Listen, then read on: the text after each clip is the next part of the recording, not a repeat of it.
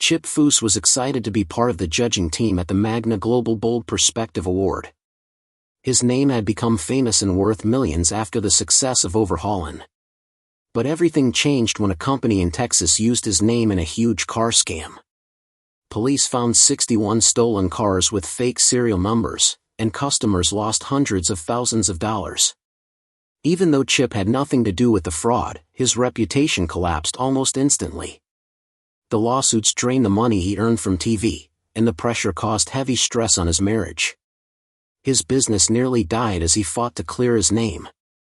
The full truth about what happened has rarely been told.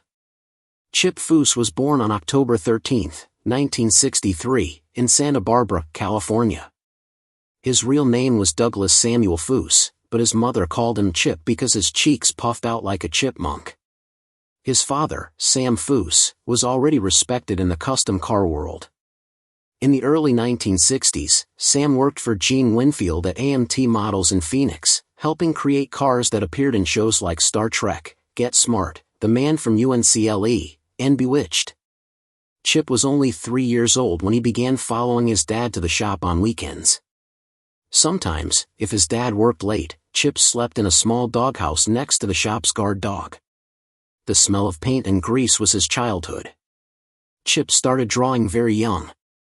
He copied his dad's sketches again and again. Sam could draw, weld, shape metal, and paint, and Chip wanted to learn everything.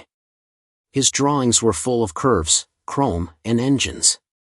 His toys, AMT model kits and Hot Wheels, were real lessons, because they looked like the same cars his dad worked on. By age 7, his drawings already looked professional. Sitting beside his father at the workbench every day, he learned to draw clean, smooth lines. That workshop wasn't just a garage. It was his school and his future. In 1969, Sam opened his own shop, Project Design, in Santa Barbara. Chip was 6. A year later, when he turned 7, he officially started working there. He swept floors, ran errands, and tried to help, though he joked later that he probably ruined more than he fixed. Once, his dad finished painting a Lamborghini Miura in a beautiful candy root beer brown color. Chip was told to clean some rubber trim with lacquer thinner. But when his mom called him for lunch, he left the soaked rag on top of the car. When he returned, the rag had dried into the paint and fused to the roof. It was a painful lesson about being careful with custom paint and taking responsibility for mistakes. Project Design was a busy place. Sam worked up to 100 hours a week. When things got too busy, his wife Terry brought dinner to the shop so the family could still eat together. Chip grew up surrounded by strange characters, loud tools, and the world of custom cars. Sam had learned the trade through hardship. When his own family moved to Arizona, he stayed behind in Santa Barbara at just 14 years old, living in a friend's garage and surviving by working on cars. He passed that toughness on to Chip. At 9 years old, Chip completed his first paint job by himself. He took a damaged Volkswagen hood, hammered out the dents, sprayed a pearl white base, laid out a flame design, and painted candy colors over it. After sanding the paint smooth, it looked like glass. He proudly showed it to his father. Sam looked at it, felt the surface, then suddenly hit the middle with a hammer and said, "Now I can teach you how to fix it." That had become Chip's training piece for metalwork and paint repair. In 1972, when Chip was 9, Sam was hired to chop a roof on a 1950 Mercury. Chip begged to help. His task was sanding the whole car with 220 grit paper. He sanded for 12 hours the first day until his hands blistered and bled, and he had to go to the clinic. Doctors said he needed 2 weeks to heal, but he returned in 4 days with cotton gloves under work gloves. That Mercury later won Best Custom at the 1973 Oakland Roadster Show, but Chip mostly remembered the pain and how hard he worked to prove himself. Chip's younger sister, Amy, was born in 1969. At first she seemed healthy, but at 2 years old she was diagnosed with Hutchinson-Gilford progeria, a rare condition that made her body age 10 years for every year she lived. By 5, she had no hair, thin skin, and looked elderly, but she had a fierce spirit. She became Chip's biggest fan. He built toy cars for her wheelchair, painted them with purple flames, and gave them butterfly doors. He showed her his sketches every night, and she gave honest opinions. Though she was only 37 inches tall and weighed less than 30 pounds, she influenced Chip's designs more than any client ever could. In 1978, when Chip was 15, Sam took on a big restoration project, a 1929 Cadillac LaSalle that had been sitting in a barn for 40 years. Chip rebuilt the floor pan himself. They worked 14-hour days on weekends for 7 months. They entered it in the Santa Barbara concours, and it won. But while the victory was sweet, Amy's health was collapsing. Chip spent many days sketching beside her hospital bed to keep her smiling. Amy passed away on March 26, 1985, at only 16 years old. Her heart failed from the pressure of progeria. Paramedics arrived within 8 minutes but could not save her. She weighed just 26 pounds. Chip was 22 and devastated. He didn't speak for 3 days. He locked himself in the shop and drew 27 car designs as a tribute to her, Amy's dream garage. That loss shaped the rest of his life. He promised himself he would build cars that honored her spirit and never waste time. Chip had already started studying at Art Center College of Design in 1982, traveling 90 miles a day on a motorcycle. He worked nights at his dad's shop to afford school, earning just $200 a month. After 2 years, he ran out of money and dropped out in 1984. After Amy's death in 1985, life got even harder, but he kept working, drawing, and believing he would finish what he started. In 1986, at just 23 years old, Chip got a job at Boyd Coddington's famous hot rod shop. He earned only $1,200 a month, but he didn't care. He wanted to create something great. His first big project was a 1934 Ford called Blue Thunder. He hand-shaped aluminum panels for over 300 hours. When the car debuted at the Oakland Roadster Show in 1987, it won America's Most Beautiful Roadster. Boyd got the credit and the $10,000 prize. Chip got none of it, but he kept working quietly. By 1988, things were getting bad. Chip became lead fabricator on a 1951 Henry J and worked 72-hour weeks, sleeping on the shop floor and breathing fumes without protection. He collapsed in February 1988. Doctors said his bloodstream was poisoned and his lungs damaged. Boyd pressured him to return quickly, so he returned after only 5 days. The car won another award, but Boyd took the credit. Chip hid his hospital bracelet. Over the years, Chip created brilliant designs at Boyd's shop, the 1948 Cadillac Cabriolet, the Coddington Smoothster, and the Boydster Roadsters. The cars won major awards, and Boyd made tens of thousands in licensing fees, but Chip's name was rarely mentioned. The slow realization that his ideas were being taken wore him down. In 1992, Chip built a miniature 1927 Chevy Roadster called Lil Bandit. It took 800 hours and won the junior class at Detroit Autorama. But Boyd's financial problems exploded. Vendors threatened to sue both Boyd and Chip. Even though Chip wasn't responsible, he paid $5,000 out of his own savings to protect his name. It emptied his bank account.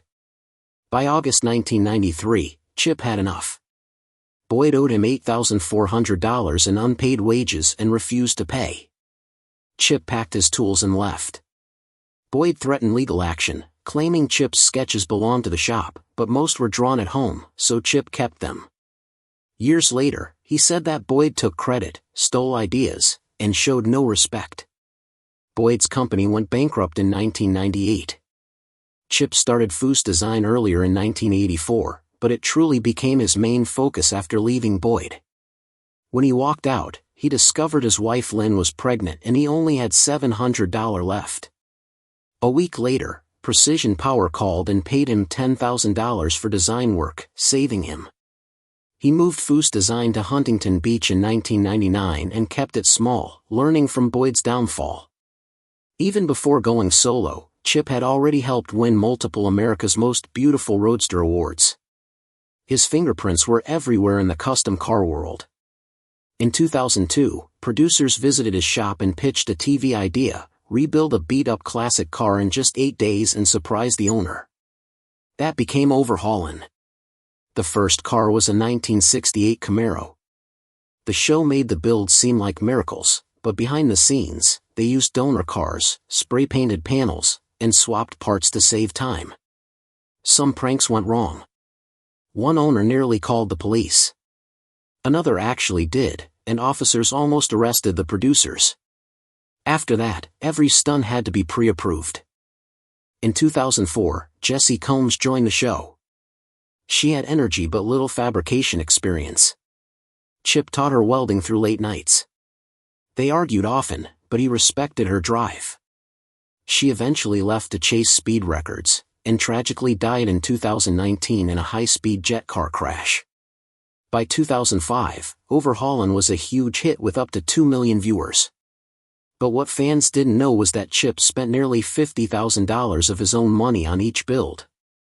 TLC paid for filming, not for the parts or labor. He mortgaged a shop twice to keep the show going, hoping exposure would bring clients. Season 3 nearly destroyed him. They filmed 29 cars in 9 months, one every 10 days. Chip lost 60 pounds and slept 3 hours a night. Once, he worked 6 days straight and was found talking to paint cans at 4 a.m. His wife threatened to leave if he didn't slow down. Doctors said his body was breaking down. He begged TLC to reduce the schedule, and they finally did. Then came the Texas disaster in 2006. Chip licensed his name to Unique Performance, which promised to build high-end replicas of iconic cars. But in 2007, police raided the shop and found 61 cars with tampered VINs and evidence of title fraud.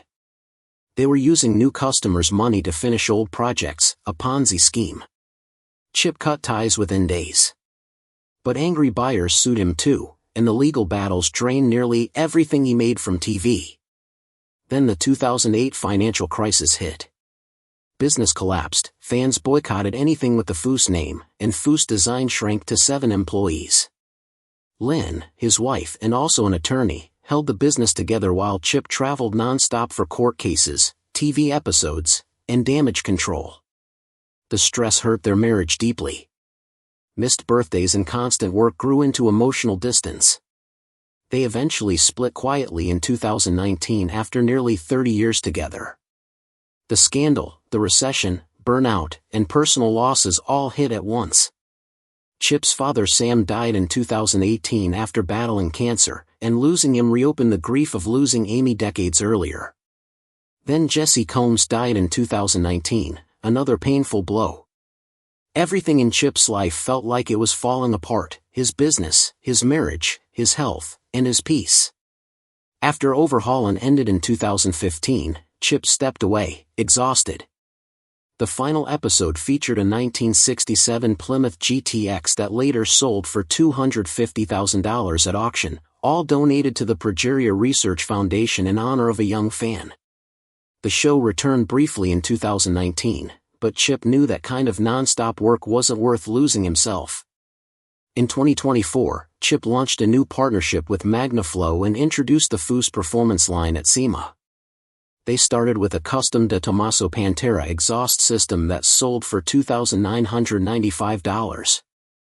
It added 15 horsepower and boosted MagnaFlow's sales by 30%. By early 2025, they had 47 systems available and planned to have 200 by the end of the year. This shift allowed Chip to impact thousands of car builds instead of building one at a time under extreme pressure. In January 2025, at Barrett-Jackson Scottsdale, Chip's personal F-150 sold for $150,000, all donated to Progeria Research. The truck had suicide doors based on sketches he made with his sister Amy decades ago. It had 750 horsepower, special paint, and 140 hours of custom work. The video went viral with over 4 million views. Today, Foose Design is successful again. The Costa Mesa shop has 15 craftsmen, a 2-year waiting list, and builds costing between $400,000 and $1.2 million. One current project is restoring a 1932 Duesenberg Model J once owned by Clark Gable. Chip has won the prestigious Riddler Award 4 times, more than anyone else. His Hot Wheels line sold 12 million cars. His net worth is around $18.5 million. He was inducted into the Grand National Roadster Show Hall of Fame in 2018. Now at 61, Chip is working on a memoir coming in 2026, which will finally tell the full story, being underpaid, losing credit for his designs, the painful years with Boyd Coddington, and the battles behind the scenes. At the same time, he is training his son Brock, who has been shadowing him since 2016. If all goes well, Chip will step back around 2030 and focus on mentoring. He still teaches at Art Center and believes design should create something that lasts, even when life feels like it's falling apart.